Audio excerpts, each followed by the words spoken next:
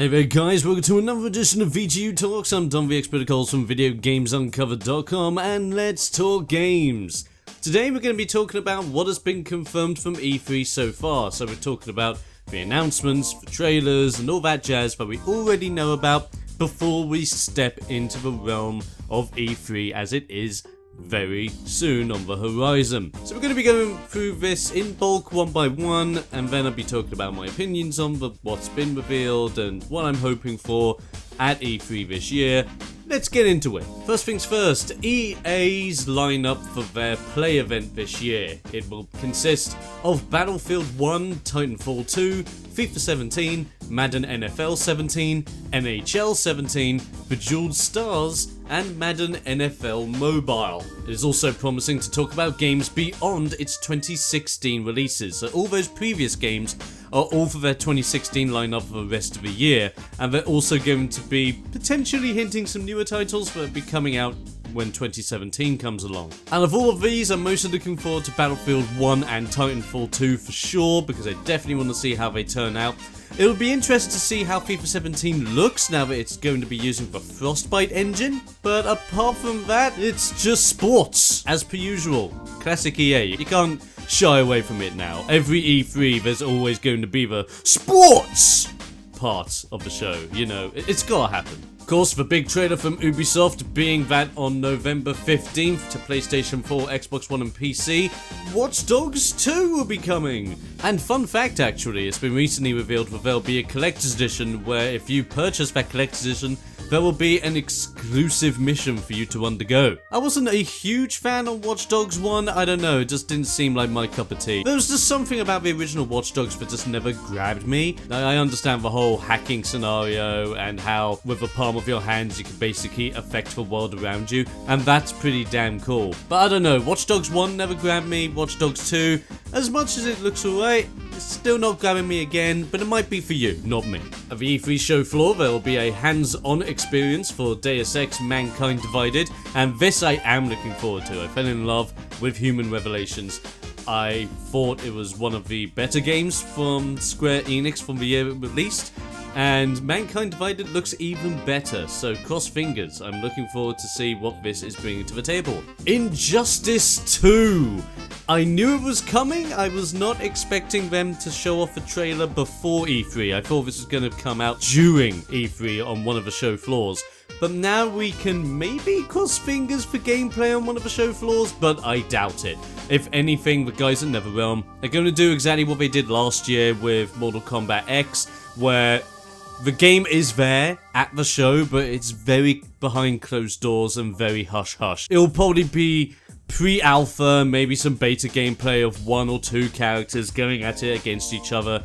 Probably Superman and the Flash if you have a look at the trailer. But it does look interesting, especially now that every character seems to have 2 different modes, being their regular hero mode and then this amped up super armor mode, which may just switch out how powerful their abilities are, or even switch out which abilities they have, completely mixing up their movesets on the fly. That would be interesting. Remedy Entertainment are working on 2 brand new games after the work on Quantum Break, which was a really good job by the way, but none of them are Alan Wake themed, so there's no Alan Wake 2. I know a lot of people are looking forward to it, me included, but wow, we're gonna have to wait a little bit longer. Raises the question as to whether Remedy even want to do another Alan Wake, but we'll see. We'll see. Now, this was something one of my colleagues here was definitely looking forward to, and you know what? I'm included. XCOM 2 is finally coming to PlayStation 4 and Xbox One. It's going to be going to console on September 6th of 2016. Not a lot of information is out about this yet as to whether the guys on PlayStation and Xbox, whether you pre-order it, you'll get like exclusive decals for your armor and weapons if you get the PS4 version or the Xbox One version. No info on that right now, but it's just great to know the console guys will be able to jump on the XCOM 2 bandwagon. A bit of sad news did actually drop, and it was that Sony has delayed Horizon Zero Dawn for PS4, now coming out on February 28th of next year. but they have said that more gameplay will be shown off by Guerrilla Games at E3 this year, regardless of the delay. So that's at least good. We'll be able to see how far the game's come in the past year, and I personally don't mind the delay. I think it's a good choice, gives him more time to work on it, work out the kinks, and make what is looking to be an amazing title even more amazing. Deep Silver and Volition announce Agents of Mayhem. Now, of course, this is Deep Silver and Volition cashing in on the Overwatch Battleborn bandwagon.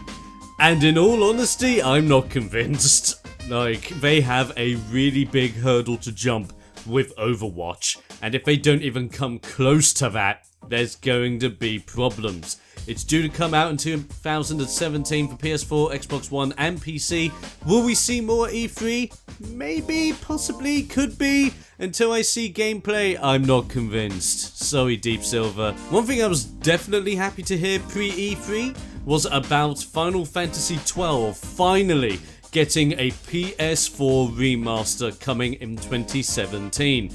It's known as Final Fantasy XII, the Zodiac Age, and this will count as the Zodiac Edition that was only available in Japan, which improved a lot of things and made class building for specific characters a lot better. So I'm definitely looking forward to seeing Final Fantasy XII back on console come next year. Definitely placing down a pre-order for that once we have some more info, and I hope it looks good. I hope it's just not a standard, oh, we're porting it over and making it look all shiny with the 1080p's. Yooka-Laylee, the platformer that's kinda the saving grace of the Banjo-Kazooie style titles, has finally got a release date. It's coming in early 2017. If you haven't had a chance to have a look at the release date trailer, I suggest you do. It looks beautiful. It looks like a really fun game for a new age of players that maybe have never been able to truly understand or truly fall in love with the Banjo-Kazooie series, so I'm really happy for that. It really looks good. Telltale's Batman and The Walking Dead Season 3 get release windows, which is pretty damn good. Batman the Telltale series is coming this summer, while The Walking Dead Season 3 will hit in the fall. Previously, I have really enjoyed the Telltale games, but very recently, I don't know, I think they're starting to lose their edge. I'm personally not looking forward to The Walking Dead Season 3. If anything, I want to see how they're going to do Batman, and how they're going to turn an adventure with Batman into their story-driven point-and-click adventure. So cross fingers that really does come out well. Now here's a collection of teasers from different companies and different games, possibly hinting as to what they could be showing off at E3. Let's give these a quickie. Starting off, Warner Brothers has been teasing something new for LEGO Dimensions, so if you're into that style of game, that's absolutely great. I'm personally not as into it, but I did enjoy the reveal trailer. I thought the trailers around LEGO Dimensions and the idea of it are very solid. So let's see where it goes next. Who knows? They may be bringing in another cult franchise into LEGO form. Bungie has come out teasing its next DLC for Destiny, and if you don't know my thoughts on Destiny by now, go back, watch the trilogy and all the other videos I've done with Destiny over the years of me playing that back to back against Warframe. I don't know, I'm just not interested anymore. If anything, I was hoping that Bungie would reveal or maybe even announce that they're working on Destiny 2, but they're still going to support the original Destiny while they work on it, obviously. But saying that you're going to be doing more DLC for the original Destiny is really putting me off. They're kind of going for a World of Warcraft style expansion system, and with what they did with the Legacy Collection and basically needing the Taken King in order to really do anything anymore, it really just alienated guys like me from the rest of the game. Besides, Warframe's better. So those have been a few of the teases. I'm just going to quickly go over the last little bit, which is going over rumours as to what could be announced, officially revealed, and all that jazz at E3 this year. Number one, and possibly one of the biggest one, being the new Xbox One and new Sony hardware. Recently there's been a lot of talk about these new kits being the PlayStation Neo, the Xbox Scorpio, or potential mini versions of the current consoles that are slightly more streamlined and powerful. I'm not sure whether these are going to be revealed at E3. If they are, then I bet you any money it's going to be the slim versions of the Xbox One and the PS4 that will be coming soon. As for Xbox One Scorpio and PlayStation Neo, I'm thinking they'll probably be teased, maybe talked about, but nothing will be set in stone revealed as of just yet. I'm guessing they're still going to be in the design stages. They may even say we're working on something, but we have nothing to show you at this moment in time. Apparently a rumor that's been circulating is saying that Bethesda will be there at E3 this year with a showcase of games that they are potentially going to tease us with. Starting off with The Evil Within 2, then Wolfenstein 2, possibly Prey 2, which I'm really hyped for, and The Elder Scrolls V Skyrim remastered for PS4 and Xbox One, updated to the max, and with mod support similar to that of Fallout 4. I think that would be pretty freaking awesome.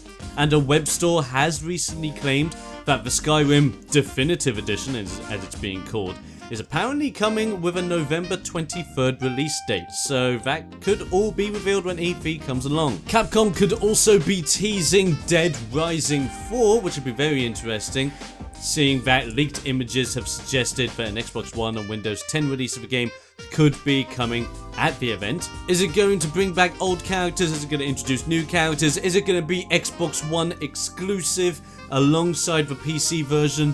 Who knows? Personally, I think they had to do a much better job of Dead Rising 4 than they did with Dead Rising 3. I wasn't too sold on the idea of Dead 3, but Dead Rising 4, I've got my fingers crossed for you. I hope you do well. Now, something awesome that was revealed very recently is that CD Projekt Red, the guys behind the Witcher series, and especially with Witcher 3, their newest expansion coming out, potentially being teased even more at E3, have now set a trademark in Europe for Gwent, the Witcher card game. Ladies and gents, it's official. They could be making a legit TCG real-world version of Gwent, and everyone has been going crazy on social media.